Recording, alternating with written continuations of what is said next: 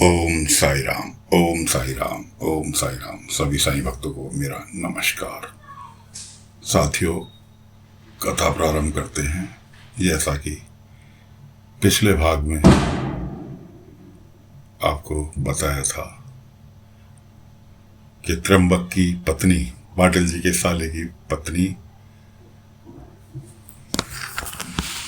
त्र्यंबक का हाथ खींच के ले जाती हुई कहाँ पहुंचे? कुलकर्णी यहाँ ले गई। बिना पाटिल जी के बाईजामा की जानकारी के कुलकर्णी यहाँ ले गई। उनकी नजरों में कुलकर्णी बहुत बड़ा वैद्य था, और वैद्य तो था ही कुलकर्णी, इसमें तो कोई संदेह की बात ही नहीं है। बाबा तो एक ऊपर वाले से का माध्यम बन के पब्लिक का इलाज करते थे, और मिट्टी भी दे दी तो मिट्टी असरदार बन गई। इसलिए बाबा वैद्य नहीं थे। बाबा तो एक पैदाइशी ऊपर वाले की का रूप थे। तो कुलकर्णी क्या ले गए जी? पहले तो कुलकर्णी के दोनों आदमियों ने, संता पंता ने दरवाजे पे उनका स्वागत किया कि तुम अंदर नहीं जा सकते, क्योंकि उन दोनों आदमियों से उसकी लड़ाई हुई थी त्र्यंबक की आते समय।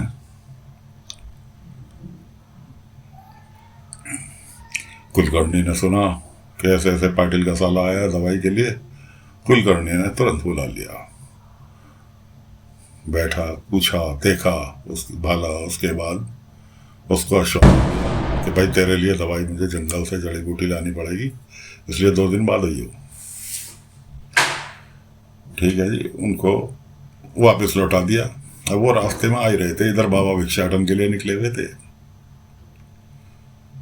बाबा को तो एडवांस में सब चीज पता रहती थी कि अब कौन आ रहा है, कौन कहाँ से चला, क्या होगा। इनका त्र्यंबक और उसकी बीवी का दोनों में से किसी का एक बटवा गिर गया। उधर बाबा भिक्षाटन के लिए निकले हुए थे। किसी घर से उनको खाना मिला, खाना देखा, मत्थे से लगाया। कहन सोचने लगे ये खाना तो मैं खा नहीं पाऊंगा, क्योंकि इसमें है नमक, और मुझे नमक का त्याग आज से ही करना होगा।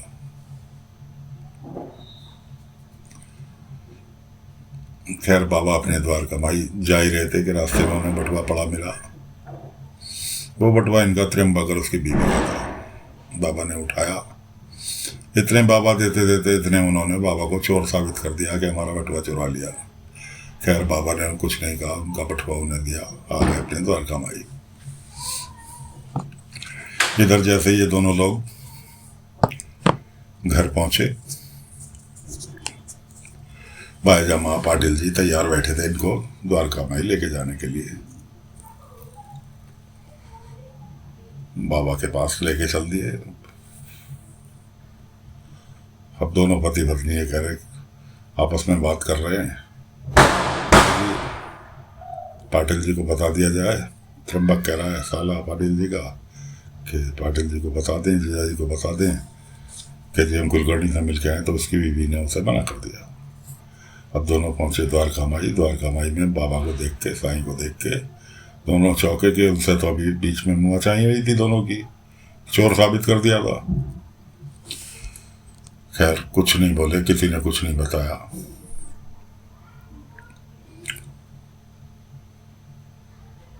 उसके बाद बाबा से बात बाबा ने कहा ठीक है, इलाज हो जाएगा।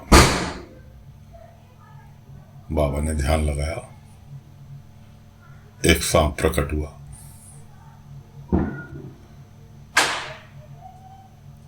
एक बाबा ने उसके आगे कटोरा रखा, उससे प्रार्थना की कि इस शख्स का इलाज तेरे विष के अलावा, कि तुम्हारे विष के अलावा कुछ और किसी चीज से संभव नहीं है, इसलिए अपना इस कटोरी में थोड़ा विष देने की कृपा करो।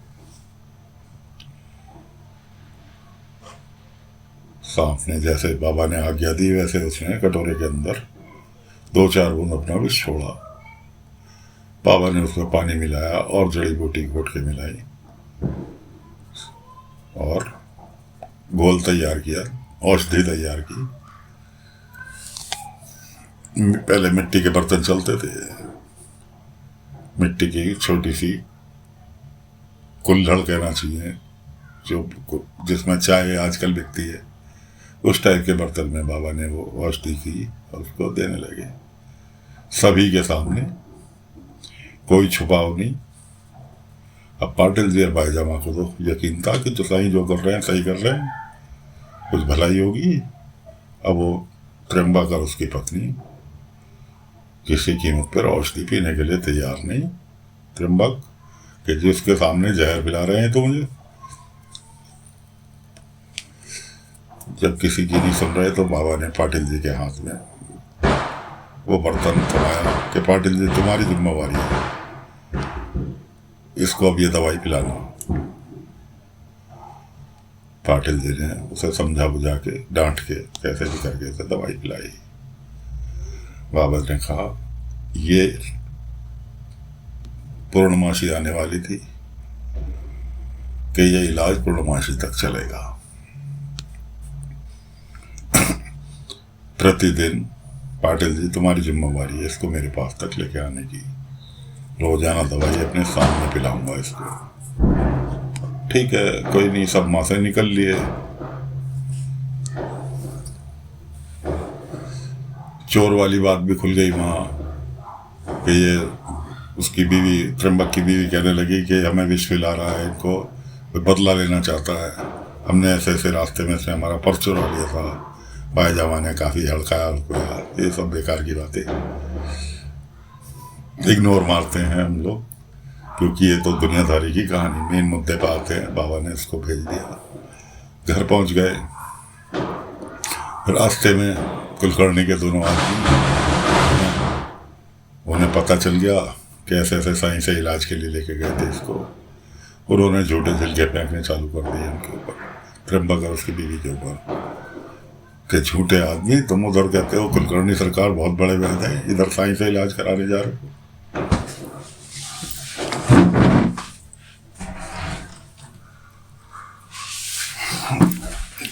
अब पाटिल जी भाईजामा क्या कहें कि उनके घर में चोर मौजूद, तो वो क्या कह सकते, बेचारे बेचारे चुपचाप कान दबा के वो भी वहां से अपने घर की तरफ चल लिए। वो पति पत्नी बेशर्मों की तरह घर पहुंच गए। पाटिल जी ने काफी कुछ समझाया, घर में नमक का प्रतिबंध लगा दिया था बाबा ने उसके ऊपर कि इसको नमक मत देना, पूर्णमासी तक 10-12 दिन है, इसको नमक बिल्कुल मत देना, नमक इसके लिए जहर है, कि जहर अमृत है, नमक जहर है, इसके लिए नमक बिल्कुल खाने में मत देना इसको।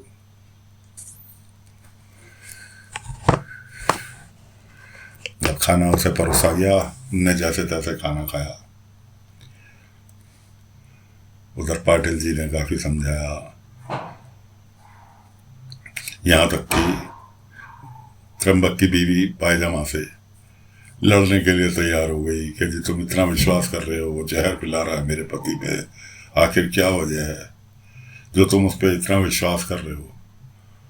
भाईजामा ने आंखें बंद की, उन्हें शुरू से लेके और अब तक का पूरा नज़ारा उनकी आंखों के सामने तैर गया। कैसे एक छोटा सा बच्चा उन्हें सपने में दिखा, उसके बाद बाल योगी दिखा, बाल योगी फिर वापस आया, कैसे उसने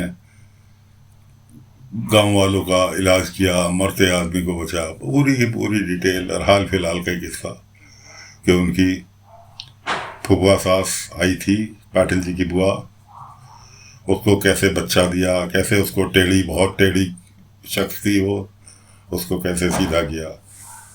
भाईजामा ने कहा कि मुझे कुछ बता नहीं सकती, लेकिन मुझे उसके ऊपर अपने से ज़्यादा विश्वास है कि वो कभी भी अहित नहीं होने देगा। इधर कुलकर्णी के आदमियों ने कुलकर्णी को जाके खबर दी कि जैसे ऐसे उसका इलाज तो साईं ने चालू कर दिया, और इलाज में सांप का जहर पिला रहा है औषधि में मिलाकर। कुलकर्णी परेशान कि किसी शास्त्र में नहीं, किसी किताब में नहीं, मैंने इतनी पढ़ाई की, वैदगिरी की, कि सांप के जहर से कौन सी दवाई बनती है भाई। कि भाई बैरागी तो वास्तव में कुछ अजूबा करने वाला है। खैर अब बाईजामा अपने काम में लगी हुई हैं, सास उनकी अपने काम में लगी हुई है। त्र्यंबक ने कहा कि सब अपने काम में लगे हुए हैं, कुछ नमकीन ढूंढता हूँ। किचन में जाके देखा तो उसे नमक पारे दिखाई दिए। नमक पारे खाने ही जा रहा था, तुरंत बाईजामा ने हाथ पकड़ लिया आके।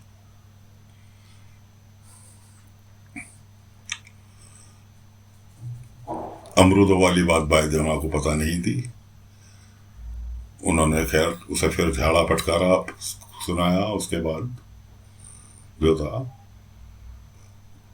सास ने बाईजामा की प्रतिबंध लगा दिया कि जो भी नमकीन स्नैक्स वगैरह जो कुछ भी घर में मौजूद है, अब इन्हें ताले में रखो जब तक ये घर में है। इसका कोई भरोसा नहीं कब खा ले। और साईं ने स्पेशली कहा है कि नमक इसके लिए जहर है। इधर बाईजामा भामा के लिए कुछ मीठा लड्डू वगैरह बनाकर लेके जाती हैं उसके घर, तब जाकर उसको देने के लिए, क्योंकि प्रेग्नेंट थी वो। तो प्रेग्नेंट लेडीज का तो ये आप सभी को ही पता है कि क्या स्थिति रहती है खाने पीने के मामले में, कि जब जिस चीज की जरूरत हो गया तभी हो। तो वो उसके लिए लेकर जाती हैं। तब उन्हें पर जाकर पूछती हैं अमरूद का हलवा कैसा था। अरे अमरूद का हलवा 2 दिन से तो बाजार जा रहे लेकर नहीं आ रहे। तो बाईजामा कहने लगी मैंने तो अमरूद टोकरी भर के भेजे थे। तो भामा कहने लगी कि टोकरी भर के शायद त्र्यंबक दूसरी टोकरी उठा लाया होगा, उसमें एक अमरूद था, एक अमरूद का हलवा। बाईजामा परेशान, समझ गए कि त्र्यंबक खा गया सारे अमरूद। अब जाते हैं वो बाबा के पास कि साईं ऐसे ऐसे कब तक उस पर यकीन करें, मेरा तो खुद का विश्वास डगमगा रहा है कि कब तक रोकेंगे, कब तक उस पर नजर रखेंगे। सोना भी है, बैठना भी है, काम भी करने हैं, कब तक उसकी निगरानी करेंगे। बाबा ने कहा एक काम करो, श्रद्धा सबरी बना के रखो और कल से त्र्यंबक को मेरे पास छोड़ जाओ। सारा दिन मेरे पास रहेगा तो उसे खाने की सूझेगी ही नहीं। तो दोस्तों आज की कथा को यहीं विराम देते हैं। त्र्यंबक को अब द्वारकामाई पहुंचाया जा रहा है, उसका इलाज चालू हो गया। अब देखते हैं अगले भाग में कैसे ठीक होता है। तब तक के लिए कथा को विराम देते हैं, अगले भाग में फिर मिलेंगे। नमस्कार। ओम।